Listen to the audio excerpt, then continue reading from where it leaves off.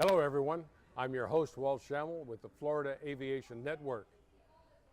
This is being broadcast from the Aerospace Discovery section of the Florida Air Museum in the Sun and Fun Complex in Lakeland, Florida.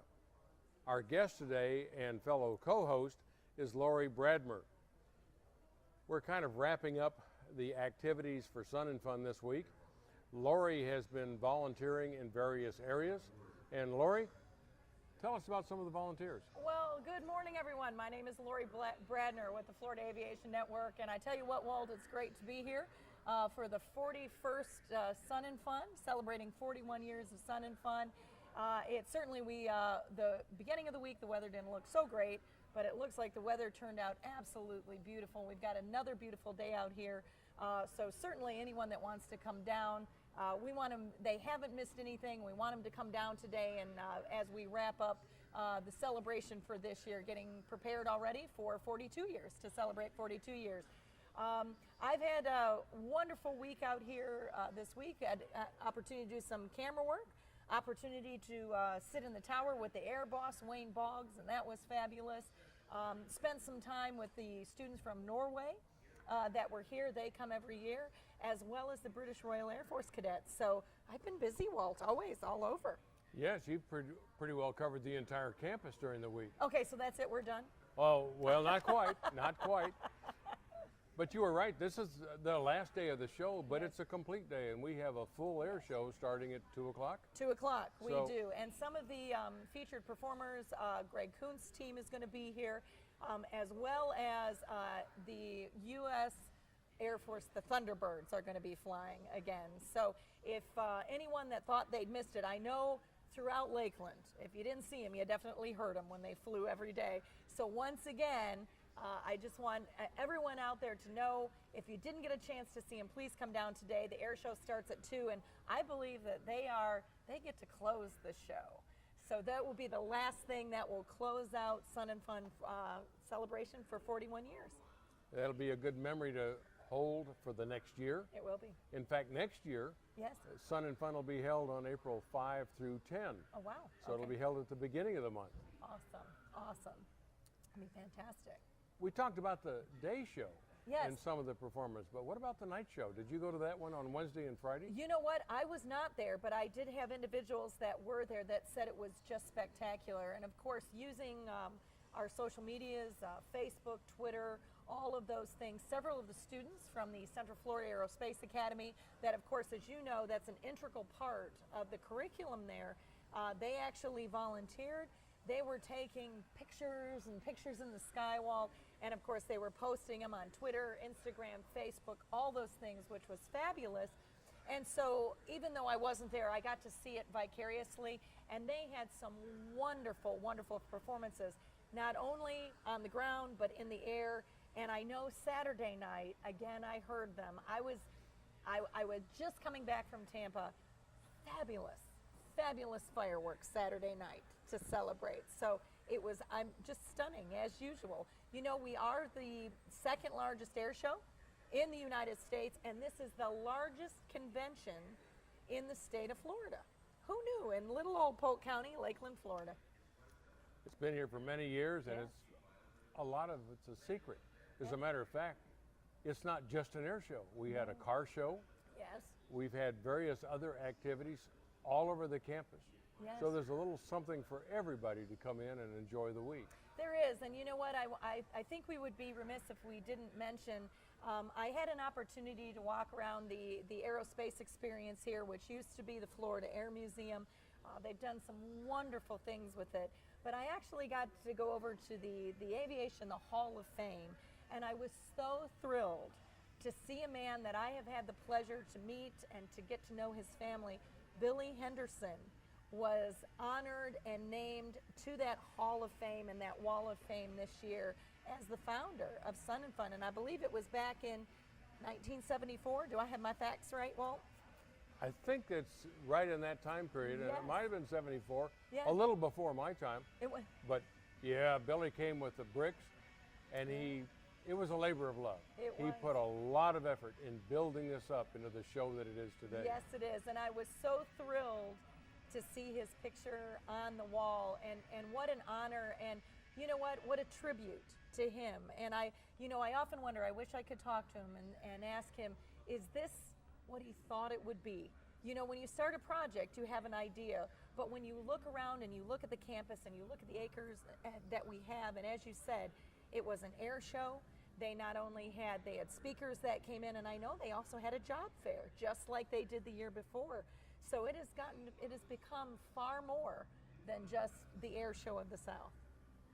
In fact, they had the job fair right here in the museum. Okay. And I went through there and I talked to a lot of the people. They're hiring, between all the companies, they're hiring about 1,500 pilots. Oh. And that's just for this year. Awesome. And along with pilots, you got to have mechanics, you've got to have other crew members, other service members. So there's a lot of jobs open in commercial aviation. Awesome. There's a lot of areas open in general aviation also. Yeah. And if you wandered around the ramp, you saw a whole bunch of different kinds of airplanes. Mm-hmm. And of course, the basic premise of this is EAA, Yes. Experimental Aircraft Yes. Association. Yes. And they wanted to show their wares and trade some of the spare parts that they have for their aircraft. So the school across the street, you talked about the Central Florida Aviation Academy. Yep. Aerospace Academy, yes, sir. They have a maintenance section, and They do. they are in the process of restoring some of the aircraft right here in the museum. Yes, you know what? Again, giving credit where credit is due. I had the honor and pleasure of being one of the founding faculty members there in the sciences, and that, as you said, that the aviation, of course, Walter Houghton is there. Dr. Skip Jones was there. Dr. Houghton, you could not ask for two better aviators to teach the nuts and bolts of flying. And then, of course, really, truly, the man behind the A&P and teaching the students really, truly the nuts and bolts of the planes is Gary Roy. I know that Mr. Roy is still there and has done a tremendous amount with the program, with the certifications for that program. And you know what's wonderful is that the staff here at Sun and Fun, when they bring that job fair in, because as you and I know, Walt, those individuals at the Central Florida Aerospace Academy, that's our future. That is the future of aviation. And it's wonderful that they have the opportunities, I'm going to use the term, to cut their teeth. We have wonderful programs here. I had the honor of being the founding director of the Lakeland Aero Club. This was when James Ray came in, and we started that program there, Dr. Jones and I. Of course, Mike Z came in, has now since taken that over, and they have done wonderful work because of Mike Z's talent with, and I know that the students at the Florida Aviation Academy, most recently, and those involved with the Air Club, just completed and finished a Cub from scratch, built it, and they got it flying. And I'm so proud of each and every one of them. You know, what a triumph. You know, you don't see that anymore, especially like you said. The EAA, you know, really talks about building from the ground up, getting your hands dirty, get in there and make that happen. And the students at Florida, the CFAA, as well as those that are part of the Lakeland Aero Club, that's what they're doing, and it's just awesome. Now, I know you've been here interviewing, and I'm interested to find out, because I was in and out, because I'm teaching with Polk County Schools now, but I know that you met some very interesting individuals, and I believe there was one that we were talking about before the cameras came on. What they were called Able Flight, and I'm interested in that. Well, what is that? I know Angel Flight, but this is not Angel Flight. This isn't Angel Okay. Flight. Able Flight is a group that's working with people with disabilities. Wow. And if you have a disability, you want to learn to fly, they're probably the ones to go to. They have a summer camp. One of them is held in Purdue University. You I'm go a there. Boilermaker, Walt. Uh-oh. I'm a Boilermaker, Walt. I love that. Fabulous. You go up there, and it's a total immersion. 24 hours a day, you are involved in aviation. They teach you to fly the aircraft. They do the ground school. They help you with the tests. Wow. It's a very, very aggressive program. And people there don't see a handicap as a handicap. They see it as a challenge, and they run with it. Yep. We had one graduate from the program who has a CFI, a Yes. double I, working on an ATP rating, the highest rating, airline transport rating, Yes. and she was born without arms. She flies the airplane with her feet. She does everything with her feet. And it's amazing. She can do things I can't do with my hands. Awesome. That is awesome. And you know, I had a friend of mine that actually still works with NASA, Gabe Gabriel, and he has a heart and a campaign and often talks to students with disabilities. And I want to give credit where credit is due, because you know what he calls them? He said they're not disabled, they are just differently abled. And how wonderful that there's such a program out there for those differently abled individuals, because like you said, a lot of times they can outdo us. Well, the Able Flight program has so far given away 60 scholarships, and the Tempest Corporation has just recently added 3 for this year. And they have a long-term commitment to continue scholarships to help these people. And I think it's great. I've enjoyed aviation for 58 years, and I'd like to see everybody get involved in it. Well, I have to ask you, talk to me. I would be interested, and I bet they don't know either, Walt. Tell me how you got started. Where did you start? That's a long time. 58 years. Where did you start in aviation? Now, see, I didn't tell you I was going to turn this around on you. No, no, but be careful, because you're liable to open a whole bucket, and then I just talk for the next 2 hours. That's all right. Obie said we've got 3 hours. We're good, Walt. Go ahead.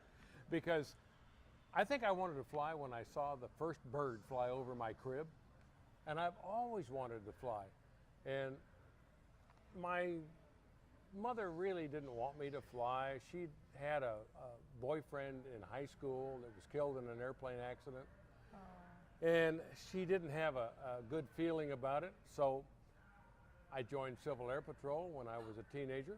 You and I have that in common. I got a couple of flights in with them, started in Los Angeles. I've been in Civil Air Patrol since 1956. Holy moly. I've worked my way up to wing commander in Oklahoma. I did that for 3 years. So it's a program for cadets getting interested in flying, working on it gradually, spoonful by spoonful. Yes. And once I graduated from high school, I continued on with Civil Air Patrol, but I got into college, and you know, now you're out from under the parents' thumb, right? ROTC in those days paid 90 cents a day. I saved up my $27 a month checks. And I saved them all semester, and the beginning of the next semester, in February, I took all the checks down to the airport, and I said, I want to learn to fly. And he said, get in the airplane. Okay. And I've been flying ever since. I used to be an FBO. I flew contract for the Air Force, contract for the Navy. Okay. Worked for the FAA for 26 years. Oh my goodness. Spent 4 years in Alaska in the FSDO up in Fairbanks, 2.5 years over in Tampa at the FSDO, Flight Standards District Office. I spent 3.5 years in the regional headquarters in Atlanta and 15 years out of Washington headquarters. So looking back on my FAA career, I was totally unemployable. I just kept moving all the time. Every time my boss said, what do you do here? I think I'd move. Okay. Well, that's a good time to move if they're asking, exactly. And then I retired. Okay. And I went to work for Airline Transport Professionals out of Jacksonville. They have 28 offices nationwide. Yes, they do. There's one in Clearwater as well now.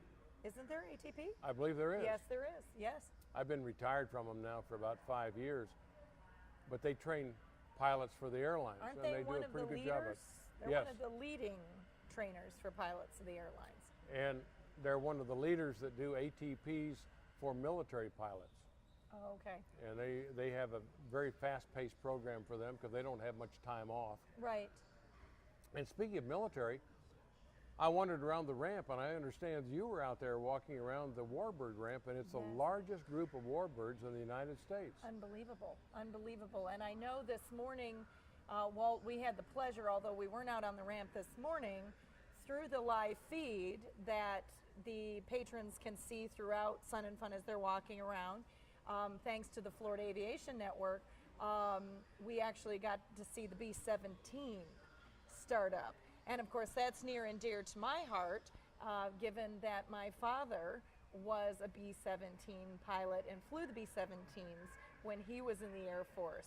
So, and I remember I have fond memories of my dad, and of course those things that I would complain and grumble about the heat and everything, as he would take me around to all of the air shows. Big or little, it didn't matter. And his favorite place was the Warbird Ramp. But I think, as you said, we have one of the largest Warbird ramp. We have the largest Warbird ramp of any convention here.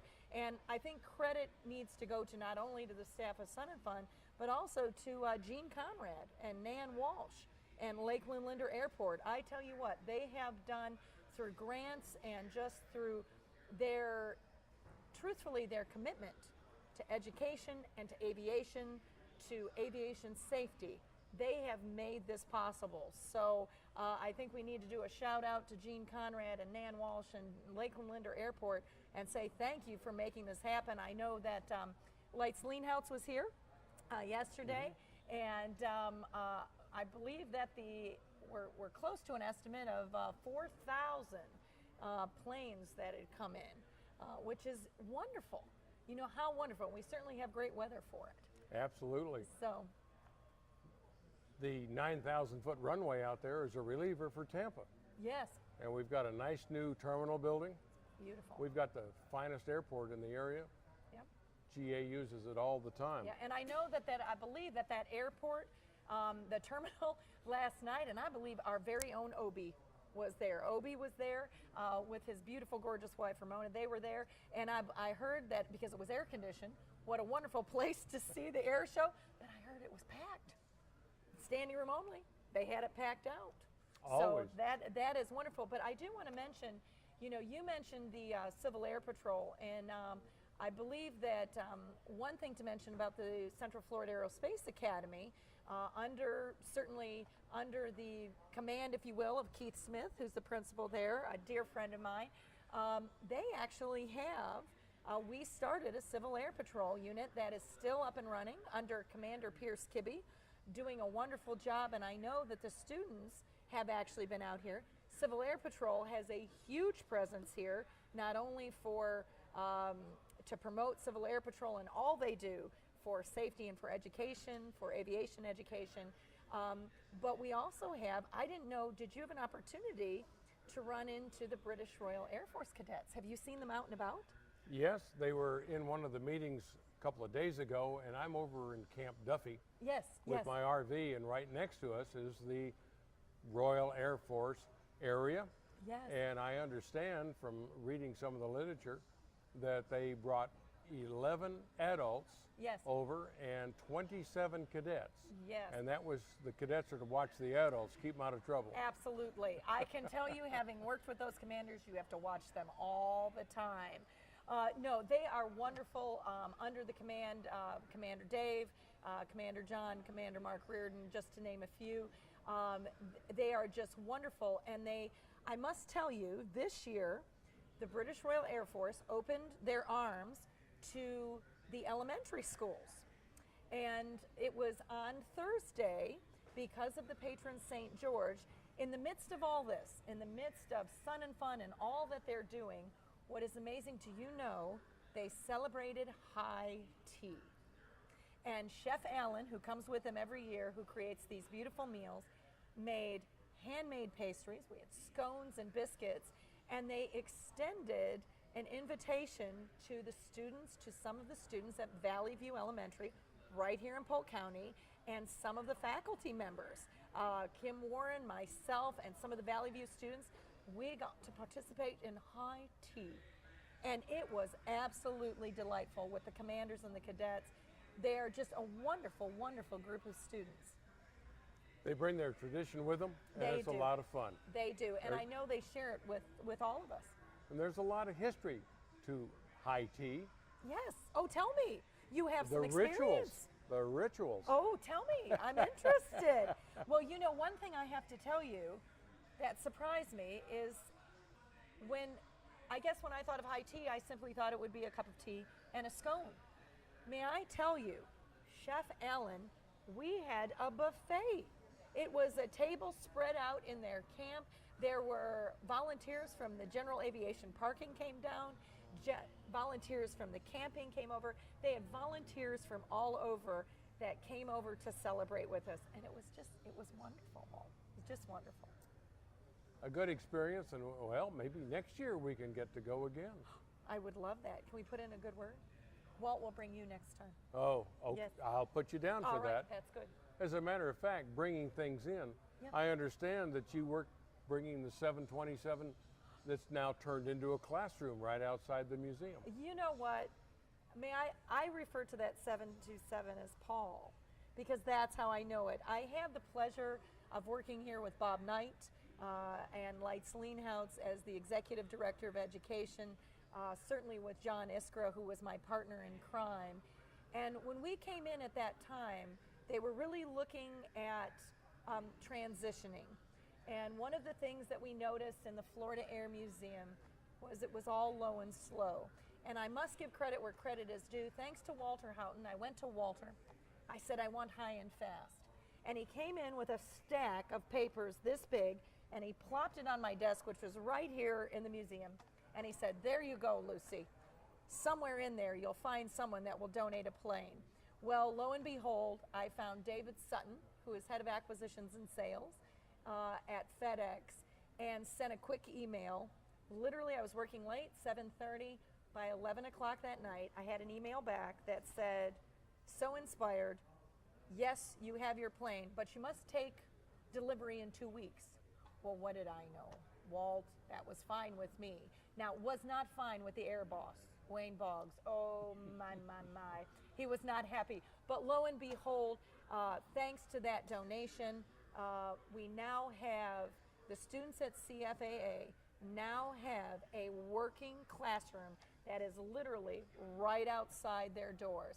And I'm honored to have worked with, again through Civil Air Patrol, Tim Lawn, who is now serving in our U.S. Air Force, one of the most remarkable men I've ever met.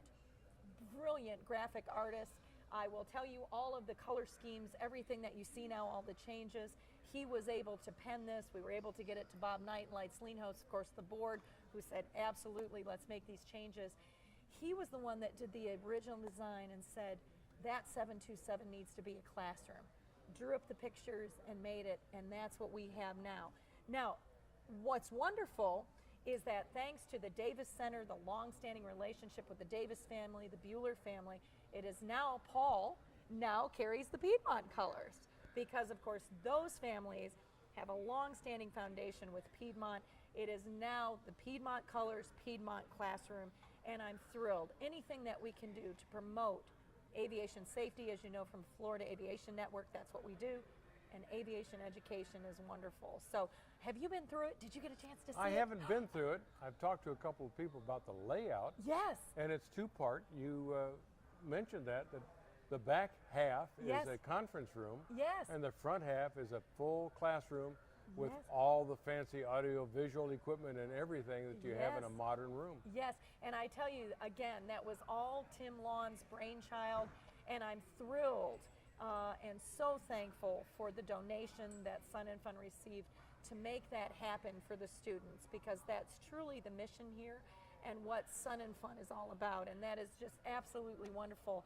And you know what, Walt, we're going to have to tell Obi we want to wrap this up and go see Paul. We need to see that Piedmont plane. You think that he's going to let us off and go out there and actually be with the public? I don't know. We're dangerous. I doubt that. He's afraid we're going to attack someone with a microphone. Absolutely. As a matter of fact, he was talking about doing that. He said go out and meet the man on the street and ask him about aviation. Yes. And what they're doing at the air show, and we'll see what happens later on. There's been some talk about a little inclement weather moving in, and we hope that that holds off until after the air show. Absolutely, and I know that just as a reminder, you know, that air show today, the last air show for this 41st celebration starts at 2. Tickets are still available. People can still get their tickets. We certainly have wonderful opportunities if they want lunch, if you need dinner, wonderful vendors here on the grounds. Certainly plenty to see, and I have to say plenty for children to do as well.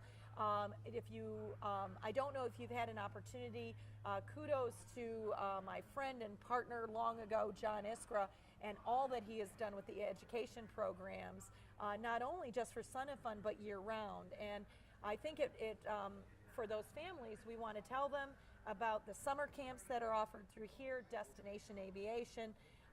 They can get information from Mr. Iskra. He will be glad to talk with them because there's so many things going on here in little old Lakeland, Florida, Walt. Well, Sun and Fun says their motto is spring break for pilots. Yes. But it's for everybody, and it's Yes. not a local air show. It's No. national, international. International. We have Norwegians here. Again, I had an opportunity quickly. We had a whole Norwegian, they actually had over 21 Norwegians that came over with Kjell Arndt and Lars Christian. Once again, they are part of the Nonnenshot High School, which we helped start. I was one of those founders to help start the programs, and they are here this year again. They were here all week just celebrating. I know sadly they are getting ready to fly back today. I was hoping to catch them and see them. But you're right, it's not just local, it's not just national, it's international, and it's wonderful. Walt, we could just go on and on and on, but I see we're getting the wrap-up sign, and I'm going to miss this. Yes, I think it's about time to go, and we hope that everybody watching this will come out to the show today or put it on your calendar for April 5th through 10th next year. Yes, well, I'm Lori Bradner with the Florida Aviation Network. We're broadcasting live from the Aerospace Center of Discovery. It's been wonderful to see you, and we look forward to seeing you out here today. Laurie, let's go out and see the show. Let's do it.